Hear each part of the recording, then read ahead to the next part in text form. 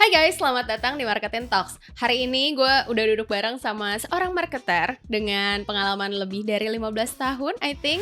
Dan si marketer ini berasal dari F&B industry, tepatnya dari sebuah brand coffee shop, yang mana inisiatif marketingnya tuh menarik banget buat dibahas. Siapa dia? Here we go. Matthew Ardian, CMO of Fore Coffee.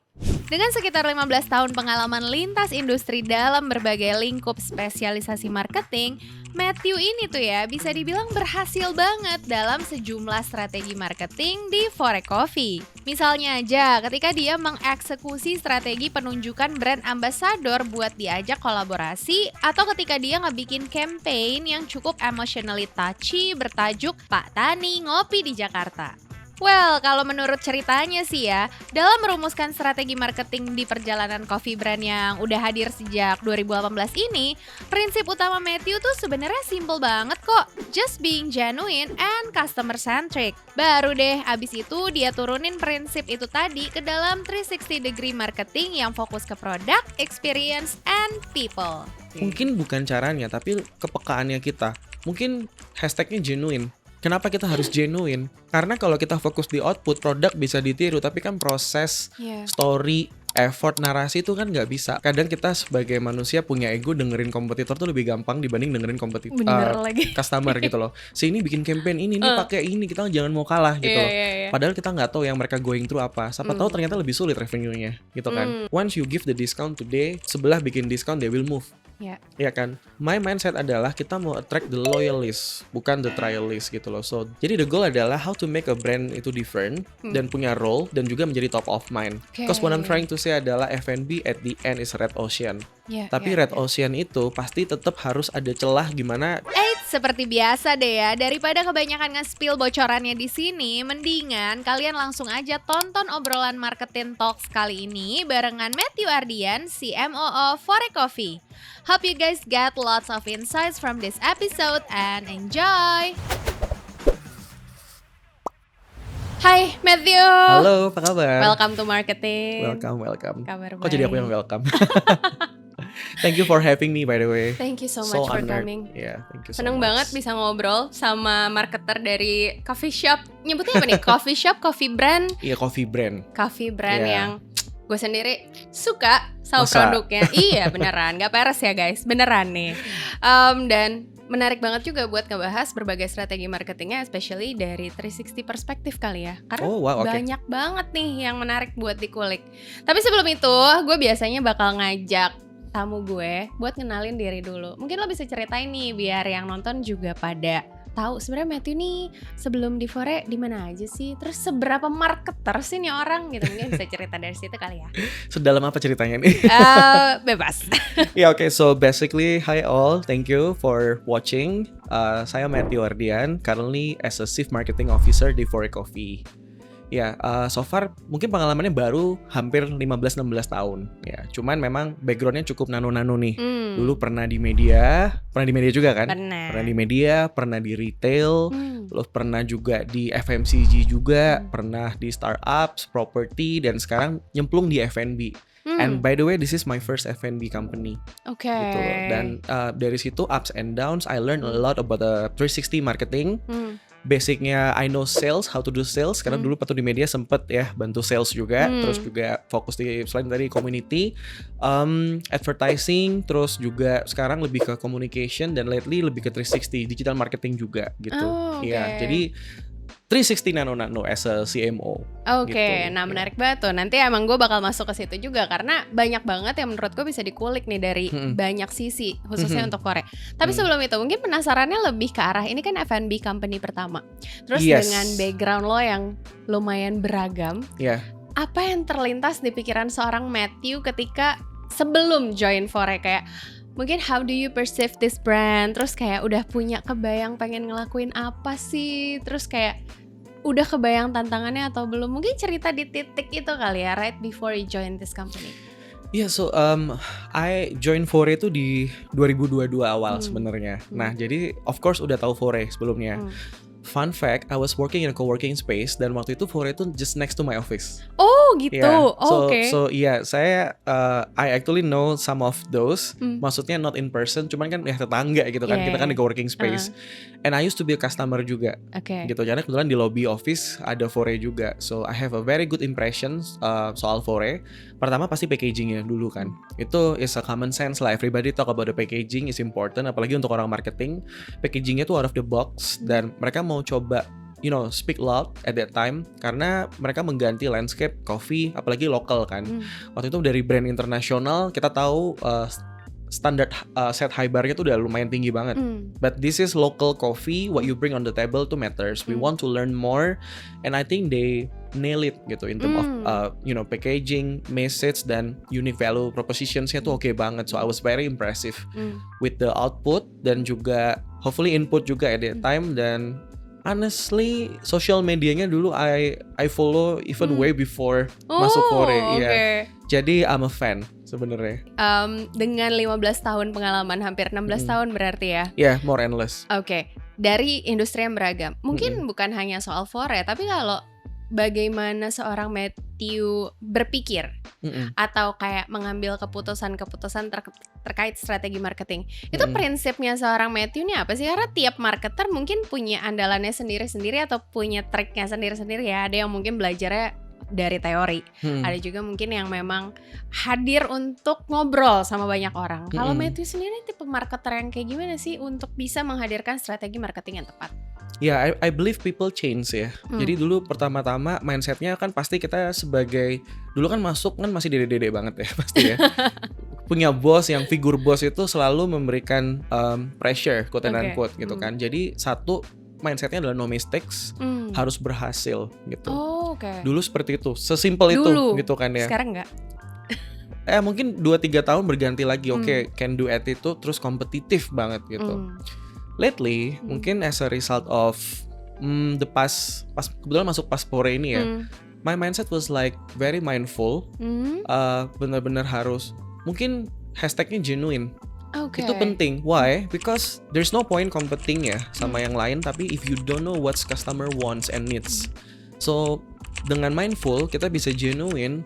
Kalau kita genuine, kita tahu sebenarnya customer tuh seperti apa. Itu yang namanya customer centric.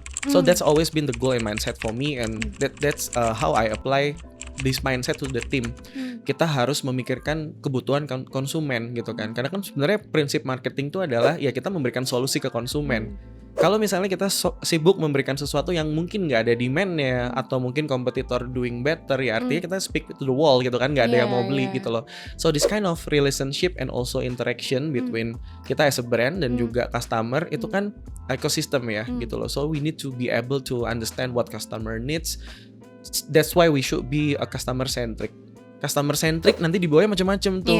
Kebutuhannya apa? It's going to be product centric, experience centric gitu loh. But yeah, that's me lately. Jadi evolusinya tuh wah banyak banget sebenarnya.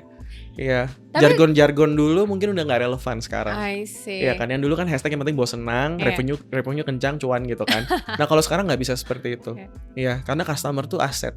I see. Iya pasti. Tapi gini deh, yang selalu bikin gue penasaran untuk bertanya gitu ya tiap marketer yang datang ke sini juga. Kadang tuh secara teori kita kan bisa ngomong atau memang kita tahu bahwa yang namanya marketer, yang namanya brand itu harus selalu mendengarkan what consumer wants gitu kan. Nah, cuma how? Like kadang-kadang kan beda industri, beda cara, beda tipe customer, beda generasi customer atau audience tuh beda lagi how to listen to them. And kayak ya mungkin kalau zaman dulu kita taunya ya hire research company untuk tahu mereka habitnya seperti apa. Tapi kalau menjalankannya sehari-hari gitu ya, menurut Matthew sendiri apa sih sebenarnya customer centric mindset ini? Understand mereka tuh sebenarnya gimana sih caranya? Mungkin bisa share sedikit soal itu. Dilanjutkan, ada nggak sih inisiatif marketing yang pernah Matthew lakukan yang berhasil justru karena berhasil ngedengerin consumer? 100% yang kita lakukan karena mendengarkan konsumen ya, pasti ya gitu loh. Jadi kadang kita sebagai manusia punya ego, dengerin kompetitor tuh lebih gampang dibanding dengerin customer gitu loh. Si ini bikin campaign ini nih pakai ini, kita jangan mau kalah gitu loh.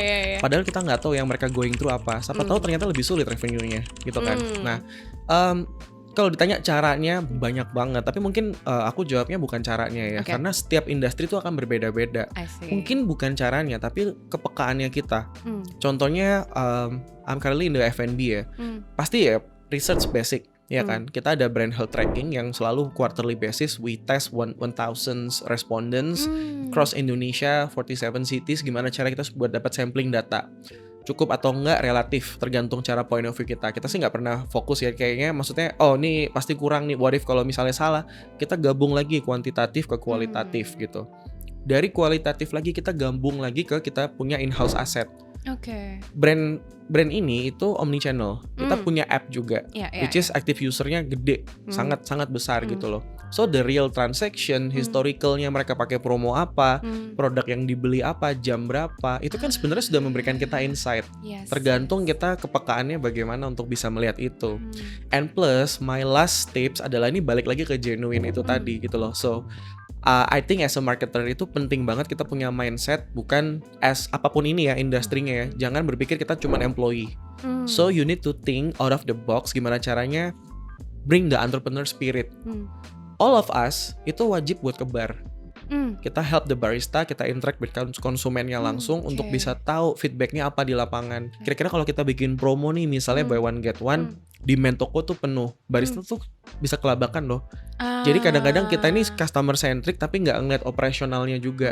Kira-kira demandnya gimana dan lain-lain gitu loh. Jadi ini kita harus kepekaan itu harus bisa kita pakai gitu loh. Mungkin karena kalau tadi kan genuine ya, kalau sekarang customer centric, my tips itu ya justru adalah being empathy. Jadi being empathy ke tim, being empathy ke customer gitu loh. Empathy kita tuh dapat dulu. Jadi kadang-kadang percuma kita bisa bikin program viral atau kayak bagaimana, tapi kalau misalnya konsumennya ngantrinya berjam-jam gitu, well unfortunately masih ngantri juga. itu is a part of is a normal proses ya, as a demand tinggi. Cuma balik lagi ke pertanyaan yang kedua adalah apakah ada campaign sukses? Ya sangat, karena semuanya kita mempertimbangkan research gitu, baik dari pembuatan produk, pemilihan ekspansi, sampai juga campaign gitu loh. Campaign itu kita buat berdasarkan sebuah masalah yang mau kita selesaikan. Iya itu loh. Jadi 100% kita pasti mempertimbangkan itu. Jadi kita pasti punya intuisi ya as a marketer ya. Cuman you cannot go barefoot yang udahlah ini pasti sukses kayaknya bakalan bla bla bla. Biasanya nggak sukses. Nah, tetap harus nggak combination. sukses. Intuisinya pakai, tapi tetap harus lihat data juga. Bener intuisi. Dan again ya, mungkin itu tadi ego kita sebagai manusia, kita orang yang sangat kompetitif, sangat gampang buat ngeliat kompetitor. Don't be distracted. Fokus aja apa yang bisa kita benerin ke kita. Gitu sih. Don't be distracted. Oke.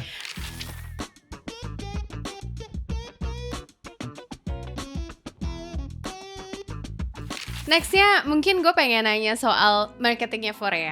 Jadi kan tadi udah di-mention nih soal 360. Nah mungkin yang paling bikin penasaran kayak kalau kita bisa mapping, atau mungkin bukan mapping ya, sedikit memahami sebenarnya bagaimana sih Fore ini menjalankan marketingnya.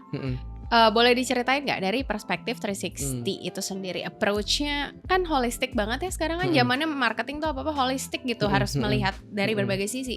Kalau di Fore sendiri seperti apa sih?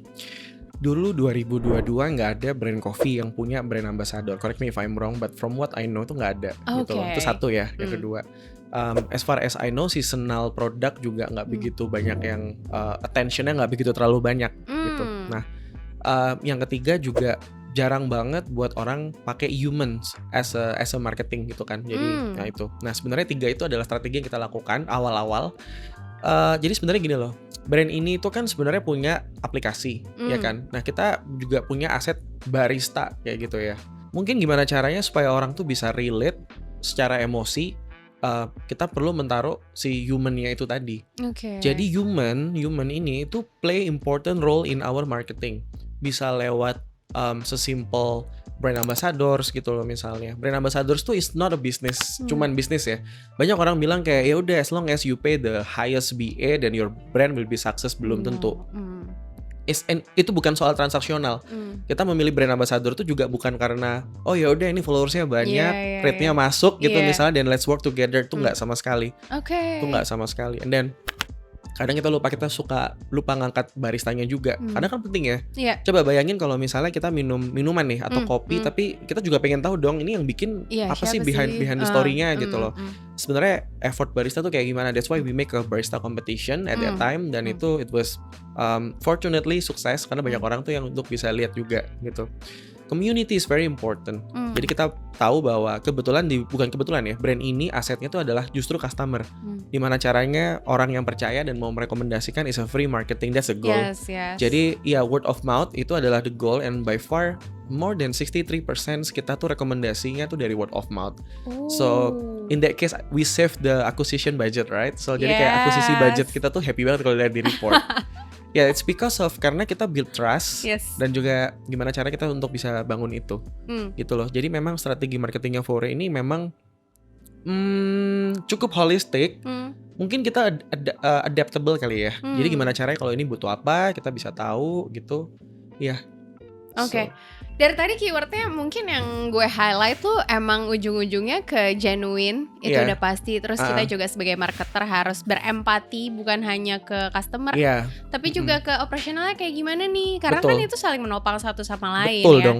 Dan kemudian ya itu tadi, itu kita harus lihat dari berbagai sisi juga. Dan gak terdistraksi sama kompetitor. Betul. Nah, coba gue pengen nanya deh, kalau khusus di F&B gitu ya, sebenarnya tantangan marketingnya apa sih? Kayak, I don't know, mungkin ada tantangan tersendiri yang terpisah-pisah di industri lain gitu. Kalau F&B yang berat apa sih? Gue gak kebayang, tapi kalau Matthew boleh share mungkin biar gue bisa lebih kebayang juga nih.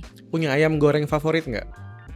Fresh chicken gitu. Ada, pasti ada. Suka bingung gak milih brand 1 sama brand 2? Bisa dibilang tidak. Karena udah tahu kalau gue lagi cari yang seperti ini, gue bakal kesini.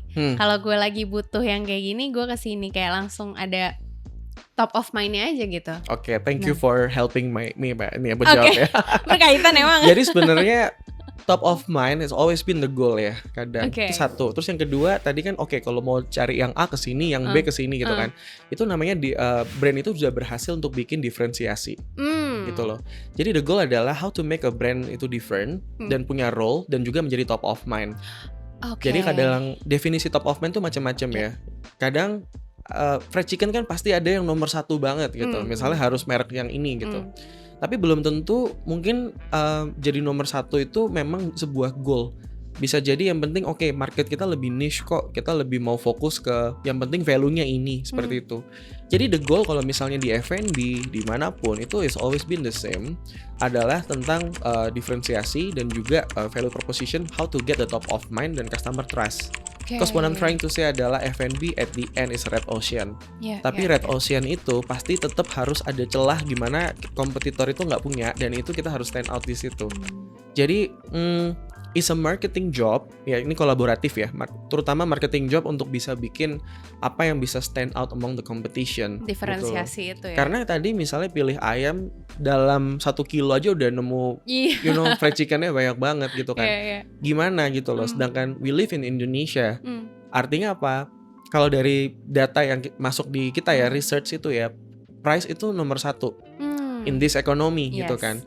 Artinya apa, kita harus murahin ayamnya atau produknya, lalu gimana kalau misalnya kita kasih diskon, margin kita jadi nggak bagus dong. It's not sustain, right? Once you give the discount today, sebelah bikin diskon, they will move. Ya kan? My mindset adalah kita mau attract the loyalist, bukan the trialist gitu loh. So that's always been very challenge banget gitu. Ini dari marketingnya. Belum lagi ada sesuatu yang nggak bisa kita kontrol tuh, pasti ada operation kan. Kualitas foodnya gitu kan. You know how much F&B yang viral di luar sana karena mungkin handlingnya kurang tepat. Dikit-dikit langsung TikTok, jutaan viewers, itu kan bikin drop. Kerjaan bertahun-tahun bisa rusak dalam 1 malam. Kayak begitu. Jadi challenge-nya cukup besar banget ya. In this economy, terus juga situation juga gitu. Jadi ya it is what it is. Tapi so far sih puji Tuhan semuanya bisa dihadapi ya. iya. Yang penting kolaborasi itu sih. Maksudnya Iya. antar tim juga terjadi gitu kolaboratif aspeknya sehingga ya yang kayak gitu-gitu tuh bukan cuma dipikirin satu divisi aja, tapi emang kerja bareng supaya experience ke customer juga nggak bikin itu viral di TikTok jutaan views dengan nada negatif. Iya. I do agree with you. Mungkin untuk menanggapi itu chemistry itu penting banget ya. Bukan di relationship doang loh, ternyata butuh chemistry. I mean work is also relationship gitu kan. Setuju. Chemistry is a leader job. How to make tim itu align sama visi misi gitu. Itu berat. Bener-bener aduh ngelola tim tuh ya emang deh. Nah cuma mungkin gue pengen nanya ini deh. Tadi kan dibahas soal F&B ini adalah ya kita nggak bisa nolak bahwa ini red ocean ya. Dan kita harus stand out. Nah gue mau masuk dari sisi produk. Jadi kan ada sebuah pepatah, kalau bisa dibilang pepatah yang bilang great products sell themselves gitu. Nah, apakah kemudian memiliki produk yang bagus menurut Matthew bisa menjadi atau sedikit membantu menghadapi tantangan red ocean ini? Atau pertanyaan simpelnya, how do you see the importance of a great product in terms of marketing kali ya? Apa seberapa membantu sih sebetulnya? Apakah dia justru jadi fondasi utama atau kayak ya produk oke, tapi yang lain juga oke. Nah pengen tahu aja sih cara pandang Matthew soal ini. Iya, ini pertanyaannya menarik ya. Mungkin bisa dijawabnya tergantung ekspektasinya mau apa dulu bikin produk ini. Ada orang yang mungkin entrepreneur sekarang the goal adalah kalau ditanya nih misalnya para pelaku yang biasanya baru-baru ya. Apa nih ekspektasinya sama brand ini? Oh yang penting viral, yang penting FYP di TikTok dan harus antri. Then you don't need good product. At the end ya, karena sebenarnya kalau mau viral kan jadi nggak sustain, produknya juga nggak dijaga, orang nggak comeback, ya kan? Tapi kalau misalnya itu produknya oke banget, viral itu sebenarnya bonus, tapi at the end apa yang bikin mereka balik itu ya produknya juga, gitu loh. Nah jadi memang marketing itu tugasnya cuma untuk bawa traffic, tapi setelah kita bawa traffic, ujung-ujungnya yang punya engagement itu adalah si produk itu. The product is, I would say the soul ya of everything gitu. Jadi memang produk sangat penting sekali gitu. Mungkin tadi kalau ada pepatah nih, aku juga ada pepatah sebenarnya banyak yang bilang, kalau ada yang bilang nih, kalau produknya nggak enak jangan dimarketingin banget. Kalau produknya enak banget, dimarketingnya kenceng banget. Tuh ada yang bilang seperti itu. Gitu. Jadi sebenarnya ini setuju nggak setuju ya, gitu loh. I mean, kalau aku bukan yang dimarketingin banget, tapi bukan yang kayak gimana. Kita harus ngeliat dulu nih. Kalau to me, my view adalah to make a sustainable relationship with the product and also customer. I don't need the viral things karena mungkin sebenarnya kalau brand viral tuh deg-degan loh. Karena kayak oh my god, karena ada stigma yang udahlah viral doang, biasanya setelah berapa bulan segala macam. Viral itu sebenarnya as a result of mungkin konsistensi marketing dan produk yang unik dan orang FOMO. So jangan dipandang buruk juga gitu loh. Tapi kita harus memanfaatkan viral ini ya harus disamakan dengan experience yang bagus. How to make sure mereka tuh comeback and they're happy with the product dan bisa advocate. So it's a free marketing. Iya. Tapi nanti ada lagi tuh kaitannya. Apakah harganya produk bagus sepadan orang memang bisa balik dengan harga segitu dan lain-lain, itu jadi bahasan terpisah kali ya. Itu relatif sih. Kalau kita ngomongin harga tuh agak sensitif. Kita jangan lupa bahwa Indonesia ini is not only Jakarta. Ya kan? Betul, ini ada tier 1, tier 2, tier 3. I mean, marketer yang bagus itu harus bisa paham bagaimana memarketingkan produk secara nationwide. When you go to Jakarta atau misalnya ke Surabaya atau Bandung, consider tier 1. It's a different game when you advertise your brand mungkin di kota-kota kayak Solo, ya kan? Belum lagi kalau kota ketiga kayak misalnya Kediri, ya kan, Binjai, itu is another challenge. I see. Sometimes kita kurang peka apa itu maunya konsumen. Kita bawa key visual ke toko sesimpel pakai bahasa Inggris, gitu kan? Mungkin it's fine di sini Jakarta banyak expat gitu ya. Gimana kalau misalnya di kota-kota ketiga? I'm not saying kota ketiga nggak bisa bahasa Inggris ya. Cuman kan emosinya berbeda. Level connectionnya ketika ngeliat visual tuh kan berbeda juga gitu loh. Jadi Indonesia itu sebenarnya untuk marketing challenge-nya besar banget. Besar in my opinion. Jadi we also run Singapore, right? Singapore is also another challenge gitu. I used to work in Thailand juga. Is marketing di Thailand is another challenge juga. Indonesia tuh entering fase yang bener-bener unik gitu konsumennya gitu loh. Jadi ya customer centric is the key. Nextnya soal kolaborasi kali ya, Matt. Dari tadi manggilnya Matthew, tiba-tiba jadi Matt, udah panas nih. Gak apa-apa. Soal kolaborasi. Jadi kalau gue nggak salah mengikuti berita, banyak sekali lini-lini produk Fore tuh yang merupakan hasil kolaborasi ya. Iya. Boleh cerita nggak? Mungkin POV-nya dulu deh, kayak menciptakan produk sebesar apa perks-nya? Perks kolaborasi sama mereka. Iya, again kita melakukan sesuatu berdasarkan kebutuhan, ya kan? Dan pasti ada masalah dari situ. Sesimpel tergantung masalah yang mau kita selesaikan apa.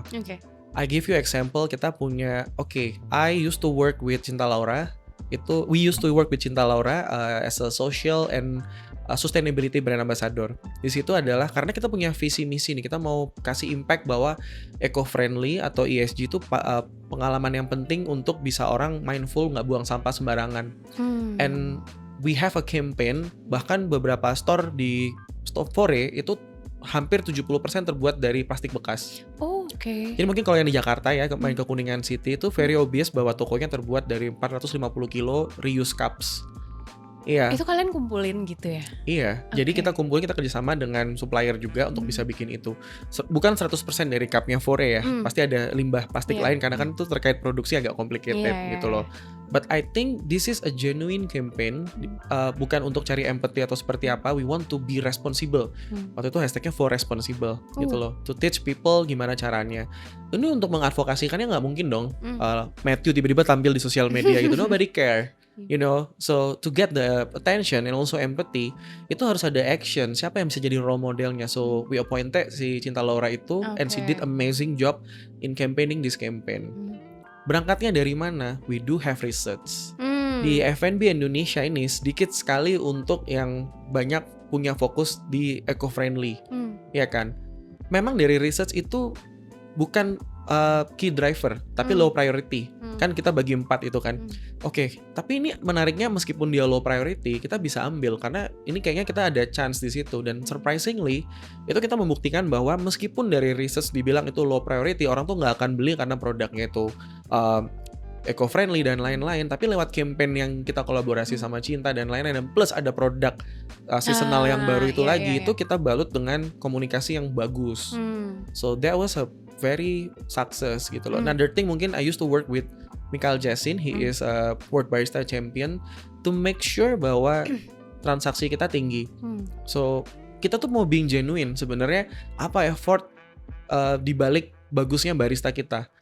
Kenapa produk centric itu konsistensi rasa, kalibrasi kopi ya kan, terus sama juga kualitas tuh nggak boleh turun, because we do pampering our barista itu in the proper way. Bahkan kita bikin competition, kita coach, kita datengin World Barista Champion as ambassador juga, dan proses R&D itu setransparan itu karena hasil kolaborasi profesional barista juga.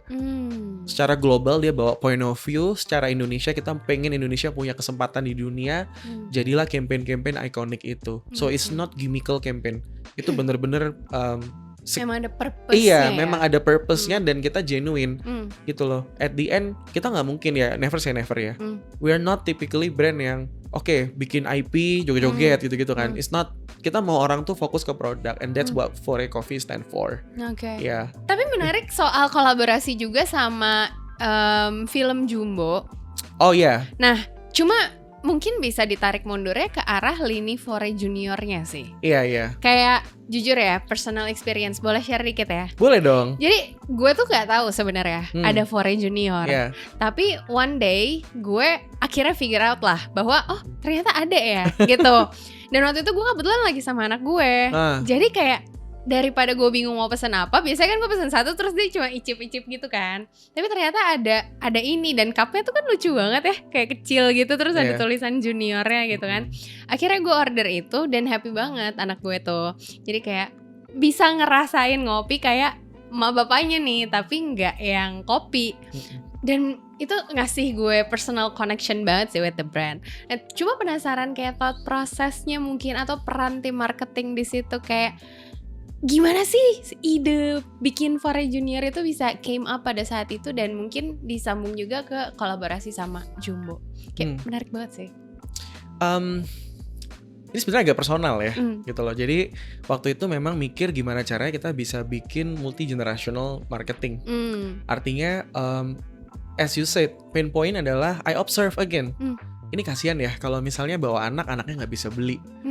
Kenapa mereka harus terpaksa minum jus? Atau mungkin nggak mungkin dong mereka minum kopi, atau minimal dia minum air mineral gitu loh. Sesimpel ya sudah, kita peka. Kenapa nggak bikin produk untuk anak kecil, untuk kids gitu loh? Mereka nggak mungkin untuk bisa minum kopi, dan kita mau jadikan Fore itu sebagai destination yang family centric. Jadi bukan orang-orang yang bawa laptop duduk 4 jam. Instead, kita pengen jadi a destination hub for everyone. Namanya aja for everyone gitu kan. So we believe that you should be able to provide food, ada, drinks ada, orang nggak minum kopi ada, even kids ada juga. You wanna take home, kita ada yang liter juga gitu loh. So semuanya harus covered gitu kan. Itu ya. Dari kepekaan itu, dan kita melihat kompetisi itu loh. Kadang-kadang tanpa bermaksud untuk menyinggung teman-teman yang lain, kita seneng ternyata banyak juga yang akhirnya bikin juga setelah kita, which is a good thing. Itu yang kita mau sebenarnya, bahwa ayo kita normalisasi ke coffee shop tuh bukan cuma untuk orang dewasa aja, gitu loh. Jadi dari kepekaan itu, dan kenapa dengan Jumbo mungkin kalau ini usia kita sama nggak ya? Cuman anggaplah mirip lah ya. Sama ya. Cuman kita itu seneng banget. I like being nostalgic.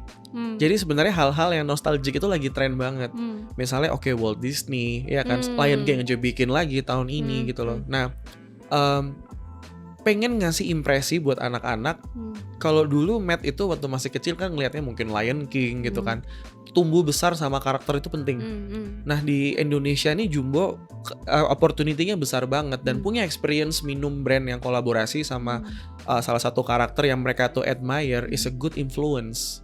So you give customer tuh bukan produknya only, but the whole experience with mom and then anaknya. Is a connection, and itu output yang kita mau untuk di coffee shop. Dan itu sebenarnya kalau kita peka udah menang banyak. Iya kan, something that kompetitor nggak bisa lakuin. Again ya. Tadi kata experience sudah disebutin ya, dan gue mau masuk ke situ. Kalau Matthew sendiri nih, coba balik lagi ke Matthew. Kalau Matt sendiri mendefinisikan experience dalam perjalanan sebuah brand, apa sih yang dicakup sama experience? Karena kalau menurut gue itu tuh cakupannya bisa banyak banget. Maksudnya experience lewat campaign, lewat event, bahkan lewat store. Nah cuma kalau Matthew sendiri dan mungkin di Fore, kalian tuh mendefinisikan experience ini dari sisi mana aja sih? Dari touch point mana aja sih? Experience 360 ya, bisa di mana aja, dan itu harus konsisten, baik dari human touch barista, ya kan, experience misalnya gini, kalau misalnya mungkin cara jawabnya mungkin tempatnya ya. Di store bisa, di app bisa, di mungkin delivery juga bisa. Cuman konsistensi experience cara apa yang kita mau. Ini kalau Fore itu memang kita mainnya emosi. Gitu. Ini bukan emosi marah-marah ya. Matonya experience emosi ngantri gitu kan. Bisa jadi tapi. Benar-benar. Cuman intinya ketika kita ngelihat social media misalnya atau aplikasi, itu orang udah connect gitu. Oh ini kayaknya apa ya? Artinya apa? Itu lewat visual kita harus relate secara emosi gitu. Tapi mungkin kalau misalnya kita ngelewat toko, secara selain visual, mereka kan pasti datang tuh lihat dulu nih touch point-nya. Oke, ada LED, ada poster, outfit barista, ada toko. Itu kan sebenarnya orang visual banget. Tapi pas masuk ternyata ada interaction-nya. Halo Kak, apa kabar gitu. How's your day segala macam. Terus ada sensori bau juga gitu kan. Jadi berbagai macam sensori itu memberikan experience yang berbeda-beda. Tapi yang kita mau itu adalah good experience pasti. Lewat apa? Lewat main emosinya itu. Jadi mungkin di store bisa beda. Kalau kita beli di ojol juga beda. Pernah dong experience yang kayaknya kalau mau makan brand ini enakan dine in aja, ya kan. Selain mungkin rasanya lebih enak, tapi enaknya seneng aja gitu komunikasi sama timnya gitu kan. Ada yang, aduh ini brandnya enak sih, tapi sorry ngantri nggak sanggup, lewat ojol aja, gitu loh. Jadi memang kalau dibilang inconsistency of experience tergantung cara kita ngeliatnya gimana. We can make it consistent as long as kita message-nya tuh sama dan clear. Iya, jadi agak luas ya kalau mau jawab experience. Iya gitu. sih, karena ujung-ujungnya emang the whole customer experience di setiap touch point-nya memang harus dipikirin kan kemudian. Iya. Cuma penasarannya, Tapi ini gue menduganya jawabannya ujung-ujungnya ke kepekaan lagi sih. Tapi kayak gue penasaran kayak how you can optimize each touch point for your customers in terms of experience. Mungkin bukan kepekaan jawabannya kali ini. Oh bukan, oke. Tapi bisa jadi pakai kepekaan bahwa tidak semua touch point berhasil atau menimbulkan output yang kita mau. Balik lagi ke kepekaan, kadang itu beda-beda. Jadi misalnya kita harus pernah kan lewat store-nya Fore tiba-tiba ada foto brand ambassador segede itu gitu. Misalnya kita pasang di Jakarta. Nah, ngapain sih ngeliat ini udahlah males gitu. Nggak peduli gitu. Tapi kalau kita pasang di kota ketiga gitu, wah mau foto ini apa segala macam. Nah, itu loh. Jadi memang kalau dibilang touch point itu berhasil atau enggak, ya tergantung kita mau apa dulu gitu loh. Jadi memang kadang-kadang bukan kita nggak konsisten ya. Tiap daerah, tiap behavior tuh beda-beda. Jadi ada yang touch point-nya orang yang misalnya kita mau pasang menu seasonal khusus. Kita taruh di LED gitu misalnya. Mungkin di sini works di Jakarta. Tapi kalau misalnya kita ke tempat lain atau customer-nya mungkin above millennial, mereka tetap mau interaksi lihat di buku menu. Gitu loh. Jadi mungkin tipsnya tuh adalah be there and always available everywhere. Jadi kalau misalnya dia ngerasa kayak I don't like the store experience, introvert nih gitu loh, app-nya harus functioning very well. Tapi kalau misalnya kayak aku nggak ada app-nya gitu kan, sukanya ketemu orang, store-nya harus experience-nya bagus. Tapi kalau misalnya mau cepet ya udah, yang penting save cost gitu misalnya, dan di delivery food gitu misalnya. Jadi memang tiap channel itu punya role yang berbeda-beda. Gitu. Tapi harus seamless juga, harus fokus ke omnichannel juga karena kita harus available di titik apapun kan pada akhirnya gitu ya. Jadi ada 3 key-nya, seamless, accessibility, sama reliable. Seamless itu ya udah mandatory ya, dimanapun tuh orang nggak mau yang ada banyak pain point gitu loh. Accessible itu baik dari akses toko maupun akses mau apapun gitu tuh harus deket. Yang terakhir tuh reliable. Jadi kalau misalnya ada apa-apa orangnya harus cepet tanggap, barista juga customer service juga udah harus tanggap. 3 itu penting banget sebenarnya. Dan itu lo kontrol tiap hari atau kita semua kontrol. CS kebetulan under marketing, under me juga gitu loh. So if you check my WhatsApp, probably hundreds complain itu banyak banget gitu. Saat kita ngobrol ini ya. Yeah. Which I'm so happy, you know. Kayak kadang itu to me nggak ada bad problem, semuanya tuh good problem. Jadi misalnya kayak sesimpel ini toko ini out of stocks gitu. Ya meaning artinya demand-nya tinggi. Tapi ada lagi point of view, berarti artinya kamu nggak supply-nya kurang nih dan lain-lain gitu loh. Depending the way you see gitu kan. Wow, emang ya. Dari tadi tuh kayaknya gimana emang kepekaan sih. Dan itu susah. Susah ya, kalau peka itu kan sulit ya. Karena kan kita harus nyalain alarm kita at any time kan. Iya. Kadang nggak nyala aja gitu untuk peka, ya nggak sih? Cari validasi gitu.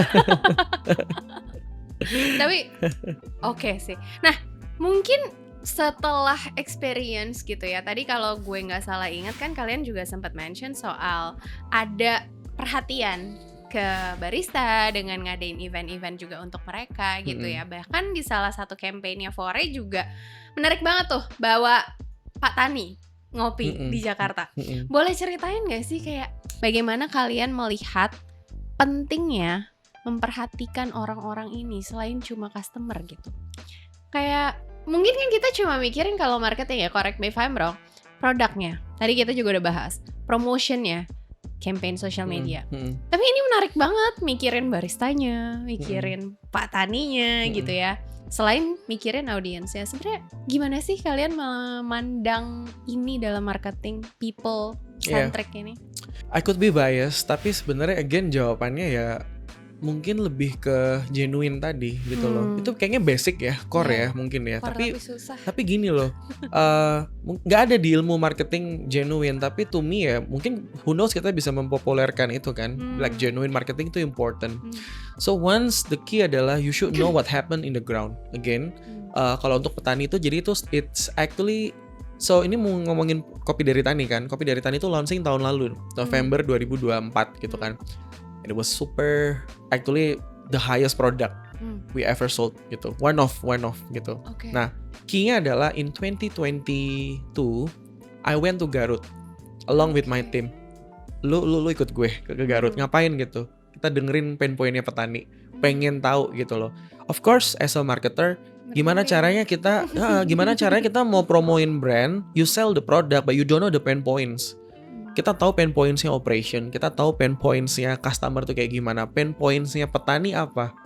Yuk kita ke Garut gitu kan. So we drove all the way dari Bandung waktu itu. Kita ketemu petani yang bener-bener di luar prediksi BMKG. Output physical petani tuh nggak kayak petani yang kita bayangin, dan ternyata mereka tuh nggak se-fit itu gitu loh. Dan I need to speak with someone yang she don't even speak bahasa. By the way, dia umurnya 70 something. Tapi dia masih jam 4 pagi dia jalan ke atas buat cari biji yang terbaik. Dan mereka tuh di Garut itu mereka handpick banget bijinya. Indonesia tuh kan coffee producer yang terbesar ya, harusnya hopefully masih nomor 4, tapi dengar-dengar kemarin katanya mau nomor 5 around gitu loh. Tapi compare to negara lain, memang akses ke petaninya tuh memang agak sedikit challenge. Satu, climate. Dua, mungkin tools ya, provide ya. Mereka nggak bisa provide luxury yang alat yang oke lah bandingin Vietnam dan lain-lain. Tiga, mungkin kualitas pupuknya gitu loh. Dari situ kita tahu bahwa ada isu juga petani itu nggak ada regenerasinya. Bahkan mereka sempat punya program petani millennials karena anak muda di daerah tersebut maunya jadi influencers. Padahal kita ini sebagai konsumen, kita cuma menikmati kopi aja. Gimana kalau misalnya kopi ini makin langka, harga makin naik, cuaca juga makin buruk gitu kan. Nah dari sini kepekaan adalah kita sebagai salah satu brand yang punya advokasi, punya suara. Selain kita mempromosikan produk, kenapa nggak kita bring this topic to the public, sehingga ada purpose dari marketing apa yang bisa kita bantu. How can we help as a brand untuk bisa so you guys be able to raise your voice. Dari pain point itu kita juga ke tempat-tempatnya itu sulit banget. It's a very challenging thing.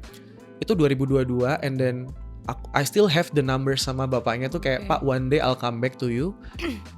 We make this big gitu kan. Dan it takes 2 years.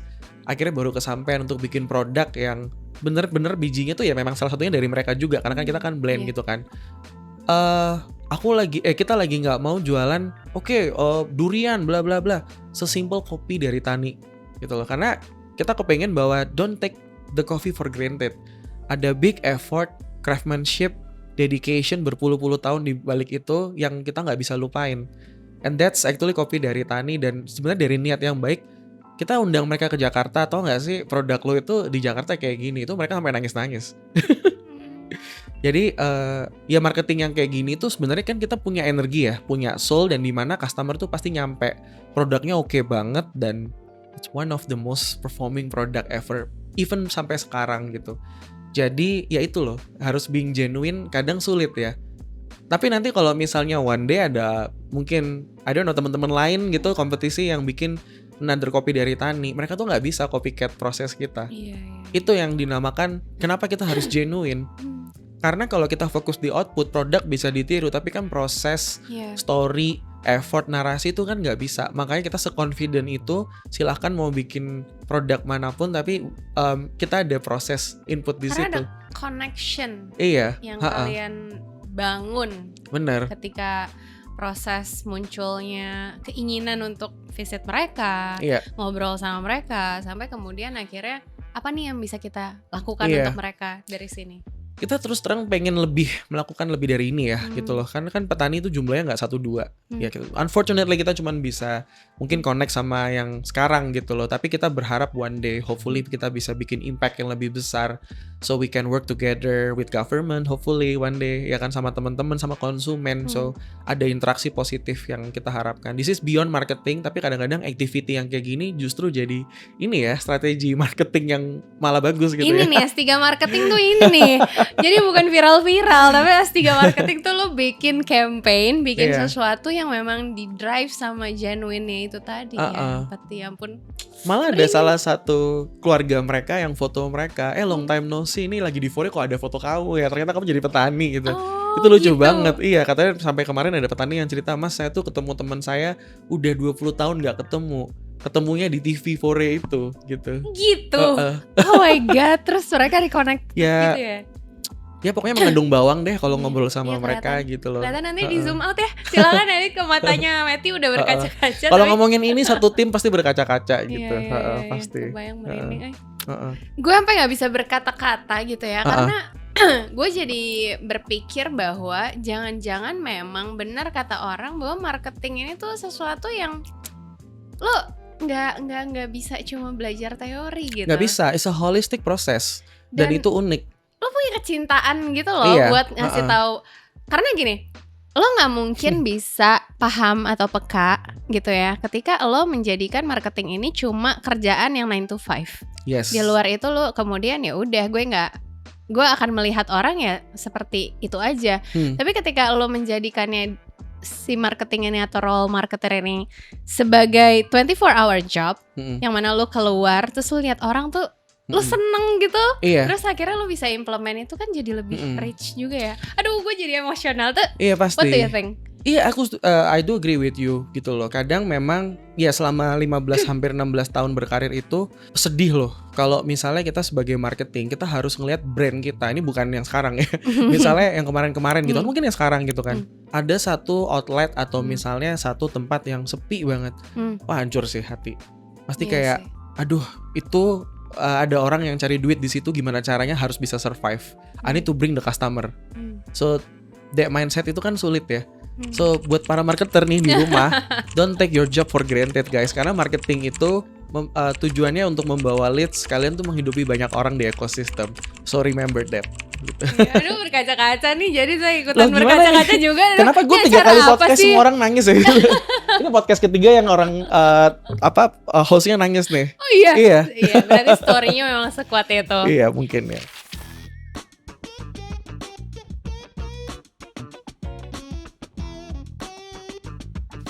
Anyway, kasih practical tips nih, seru kali ya. Jadi gini, konteksnya adalah gue tuh selalu suka ngobrol sama marketer itu karena ya itu gitu ya, kita bisa tahu bagaimana mereka tuh bersemangat banget sama kerjaannya, ngejalanin ini. Bahkan udah nyerep banget gitu, kayak sehari-hari ya kayak udah mode autopilotnya tuh ngamatin orang, ngeliatin tren. Bahkan ini juga gak sih lo kalau misalnya lagi scrolling sosmed gitu ya, iya kan, kirim grup terus kayak langsung kayak ini menarik, kenapa dia begini, maksudnya jadi kayak ada mode berpikir yang jalan secara otomatis gitu.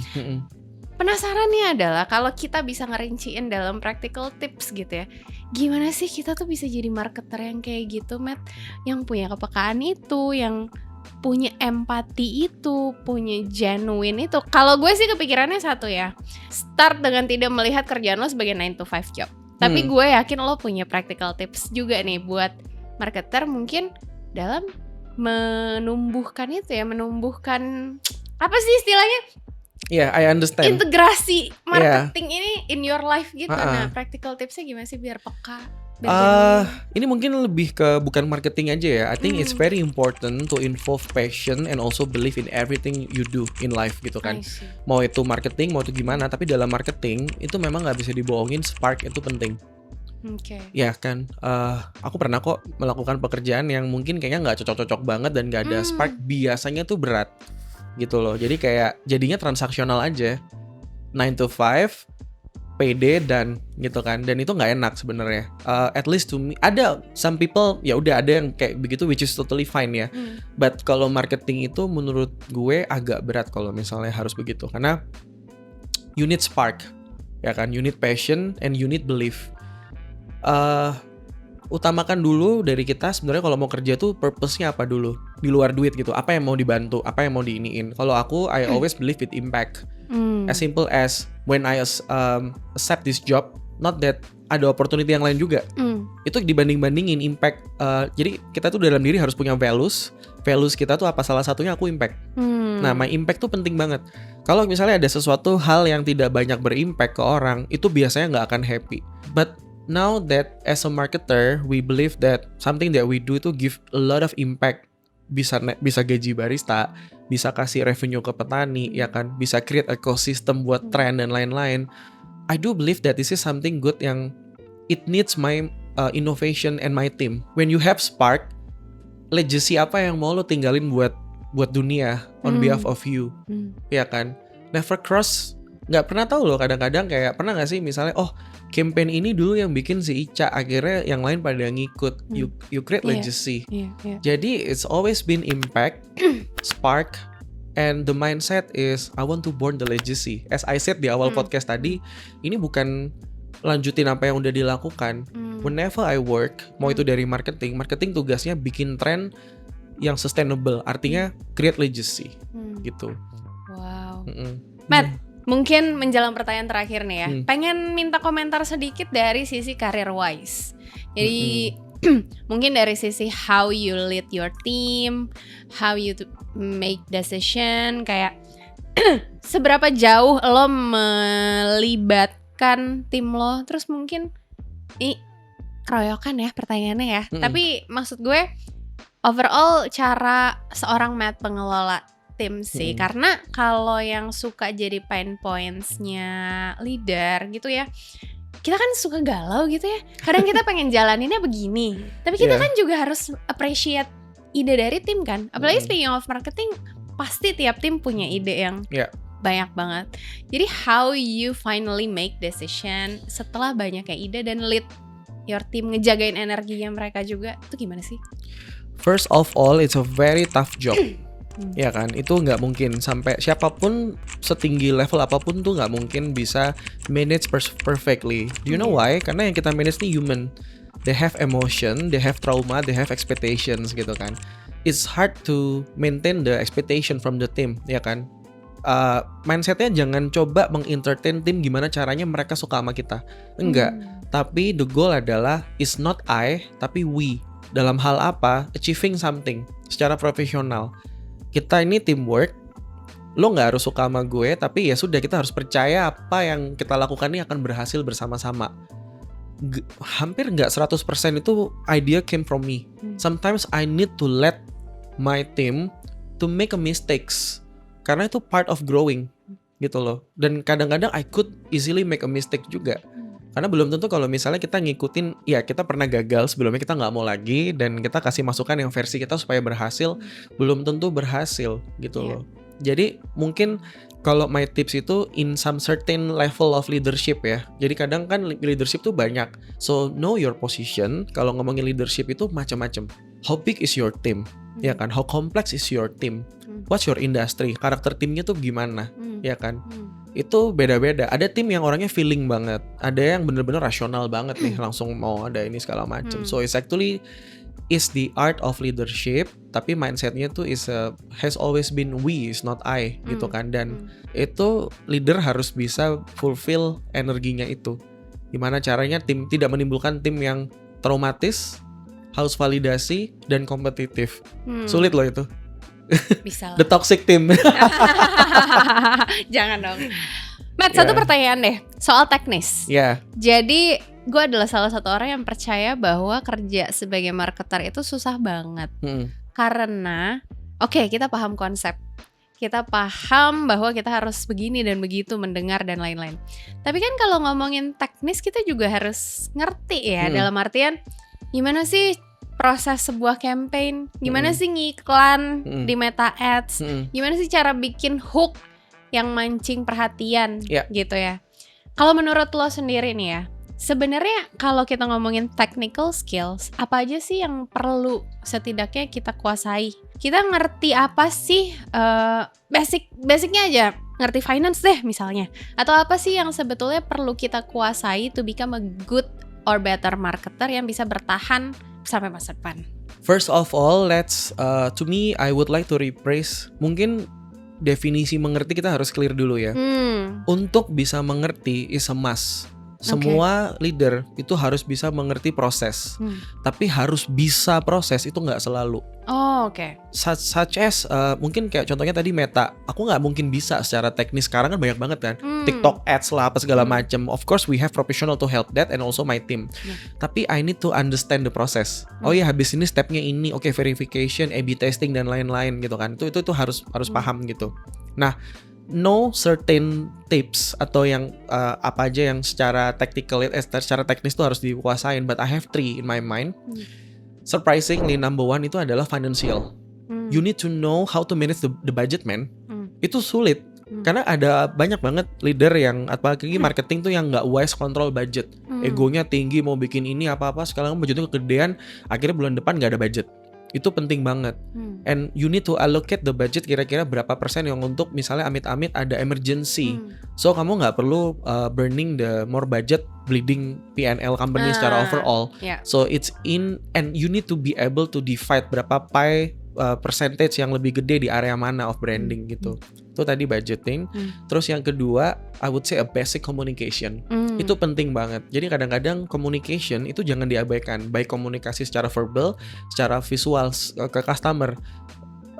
Sangat banyak sekali di lapangan itu yang kok ini komunikasinya nggak 5W1H sih. Misalnya bikin poster acara itu bahkan in my experience itu tim nggak sedetail itu loh. Kok ini bikin poster nggak ada nama lokasinya. Nobody can know. Jadi they keep assuming bahwa oh nanti mereka akan cek di IG. No, don't create barrier. Itu harus clear. Kayak begitu sih. Nah, terus yang terakhir itu adalah sebenarnya create strategy.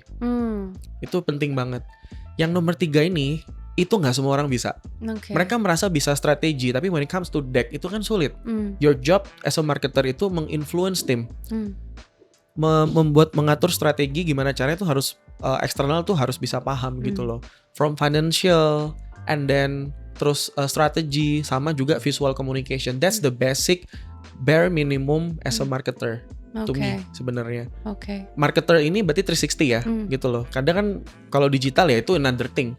Mungkin they don't need yang kayak gimana-gimana, tapi 3 ini basic sih sebenarnya. Matt, dari yang udah kita obrolin tadi panjang-panjang, ada banyak banget yang gue yakin bisa diambil juga sama marketer ya. Mudah-mudahan pada bisa belajar minimal bisa. Sharing ya. Iya, sharing. Mungkin terakhir kali ya, kalau misalnya nih Matt bisa berpesan, serius banget nih. Tapi kayak apa sih yang paling pengen lo sampaikan ke marketer-marketer muda gitu ya, ke orang-orang yang mungkin one day akan terus bagus bertumbuh karirnya, naik jadi CMO maybe. Apa sih yang pengen lo sampaikan dan mungkin ingatkan ya ke mereka, sharing, kasih ke mereka dari obrolan kita tadi. Mungkin lebih ke summarize atau closing statement yang kayaknya bisa helpful banget nih buat mereka. I would say that everyone itu punya sense of marketing. Jadi jangan menganggap marketing itu is a sustainable profession going forward. Maybe 5 years, 10 years udah nggak ada profesi CMO. And the goal, jangan pernah berharap pokoknya one day I need to be director marketing CMO whatsoever. You don't have to be a marketer untuk bisa jadi CMO atau lain-lain. Gitu loh. Marketing itu is a basic sense. Jadi mungkin apapun in anything you do, itu please learn about how to communicate properly with the customer, how to understand the pain point, and how to create some solution. Itu aja sih sebenarnya. Jadi jangan mengachieve sesuatu berdasarkan one day I need to be a CMO dan lain-lain, because I am who I am today tuh nggak pernah cross in my life. Harus ada certain life yang level dan lain-lain, karena I genuinely love to do the marketing because I like to solving something. So remember the core. Wow, Matthew Ardian, thank you so much. Thank you so much, udah Kak. sharing I'm so happy hal. to speaking. Ya, gue yakin banget sih ada banyak banget yang bisa kita pelajari, ambil lah ya hopefully. minimal ya dari sharing-sharing ini guys. Mulai dari tadi kolaborasi, terus juga obrolan soal produk, experience dan lain sebagainya. Kalau misalnya ada yang ke-skip tadi, silakan diulang lagi obrolannya karena gue yakin ada banyak banget yang bisa sambil lo catat-catat. Dan akhir kata, thank you so much. Thank you so sekali much, lagi, Kak. I'm so Matthew happy. udah hadir. Thank you buat kalian yang udah nonton. Jangan lupa share video ini, komen juga, dan subscribe ya guys. Dan tungguin video Marketing Talks berikutnya. See you on next video. Bye. Bye.